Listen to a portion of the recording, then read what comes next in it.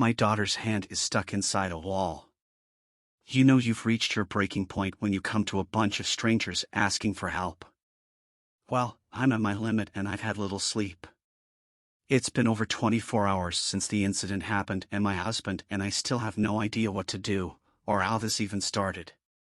I'm laying on the floor now, my eyes bloodshot and weary from crying, holding my little girl up as she leans against the hallway wall and continues to sob in pain. She's been having fits of pain more frequently for the past few hours, and I still don't have a solution for her. All I know for sure is that I will take any suggestions possible.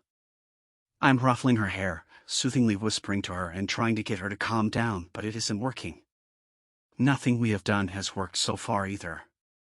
When I first heard her screams yesterday, I thought for sure it was a problem with one of her toys getting lost. Instead, I turned the corner from the laundry room to see that she was against the wall, desperately trying to tuck her arm from the plasterboard. At first I thought somehow or another she had ripped a hole and I was about to scold her. As I got closer I was shocked to find that instead it seemed as though her entire hand and up to the middle of her arm was somehow meshed with the wall. It was impossible to determine where one ended and the other began. "Okay, sweetie, calm down, I told her as she started to have a crying fit and kept tugging. "It hurts," she screamed. I could tell her efforts weren't making any difference though, so I immediately distracted her with something else so I could get a closer look. It wasn't easy. She was fidgety and any sudden movement I worried would make the situation worse. Even after an hour, I couldn't find a way to pry her arm from the wall, so I immediately called my husband at work and told him what was happening. "Should I call paramedics?" I asked. He suggested trying to rub some coconut oil on her arms and letting it slip out. Then I sent him a snapshot of the way the wall basically was part of her arm now and he immediately called. "I'll come home right away." "Get 911, he said. I had never heard him so alarmed, but maybe it's because I'm normally the panicky one. All I could think about was how scared my little girl was. I soothed her and let her watch some videos on her tablet as we waited for the EMT to arrive. When they got there, however, our troubles were far from over. There were 3 of them, and from the looks on their faces I could tell none of them had ever seen anything like this. "We need to check vitals first," the oldest on the team decided as I squeezed my daughter's free hand and tried to tell her it was going to be okay. But any reassuring words I had were falling on deaf ears. She just continued to sob bitterly and tell us how much it hurt. "Hey there, what's your name?" the lady EMT asked, getting at eye level. "Marcy," my 6-year-old stammered. "Hey Marcy, I know it's scary, but we're gonna take care of you, okay? And when this is over, if you are a good girl, maybe your mommy would let you have some candy," she suggested. I nodded and kissed her forehead as the other EMTs worked around the awkward standing position we were in to check everything out.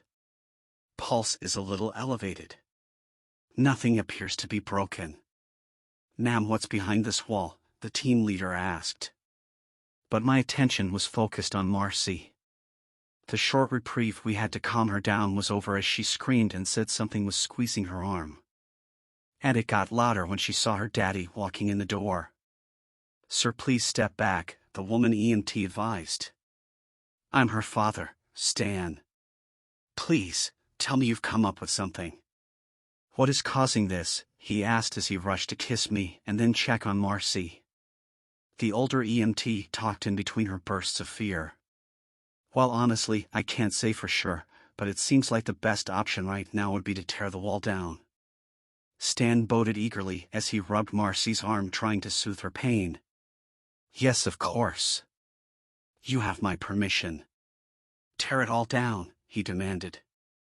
The EMTs radioed for a fire station nearby to bring a sledgehammer. Stan and I just kept holding our little girl tight, not daring to say a word as they returned with the equipment. "Please step aside," one firefighter ordered us. I didn't want to be away from her as it happened, but I knew not to disobey, so I quietly stood up and watched as they prepared to smash at the wall. As soon as they began to slam the hammer into the wall, we were all surprised to hear Marcy scream even louder. I thought she might even go deaf from the noise. As they hit the hammer again and nothing seemed to damage the wall. Instead, it only seemed to make Marcy shriek and cry and even twist her arm to the point of nearly breaking it to get away. Still, she remained lodged in place, and I couldn't be quiet any longer. "You're hurting her," I screamed as I motioned for the EMTs to stop. "Jesus. It's like the foundation is thicker than concrete," they said. "Is there no other way?" Stan asked. The team consulted amongst themselves for a few minutes as I wiped away Marcy's tears. They asked to talk to Stan privately.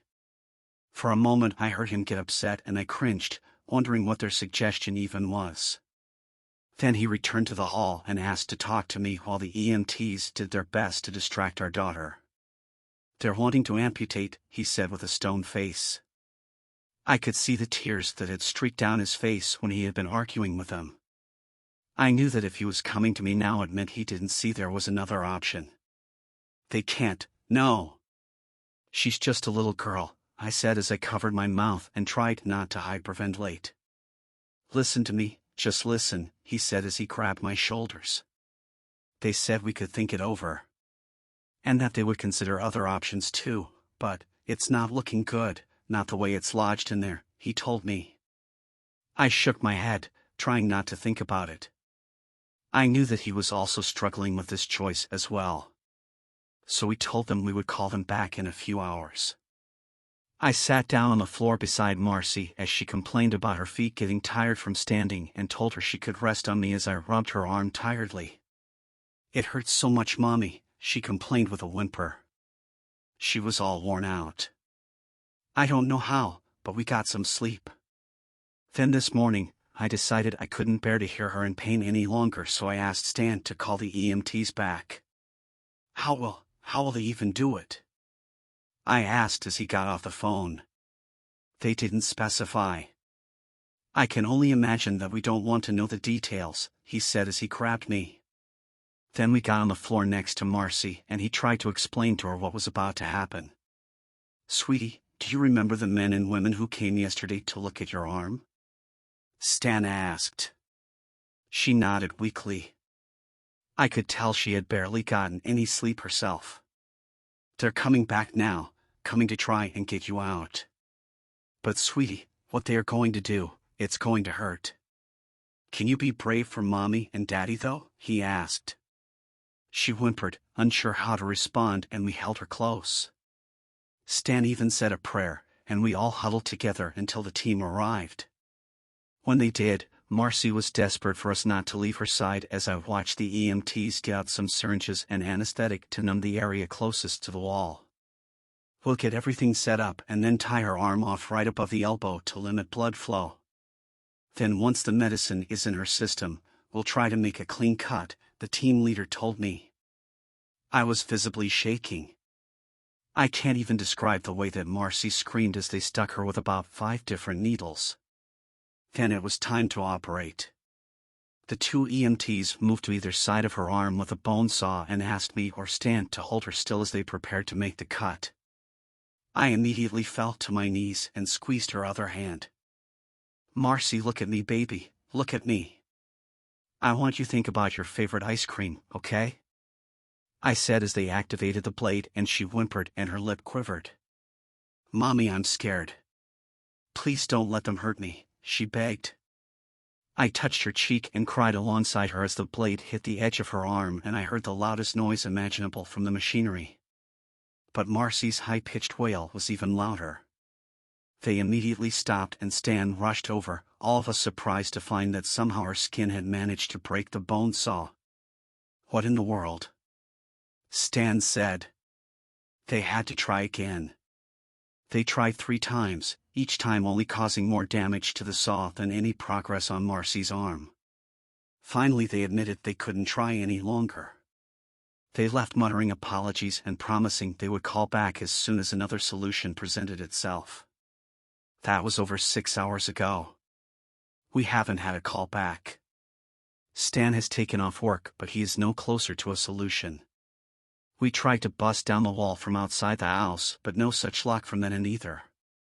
I'm at the end of my rope. I've done my best to keep Marcy well fed and dry, but I don't know how much longer this will go on. I'm asking anyone, please help us. Help my little girl. Help.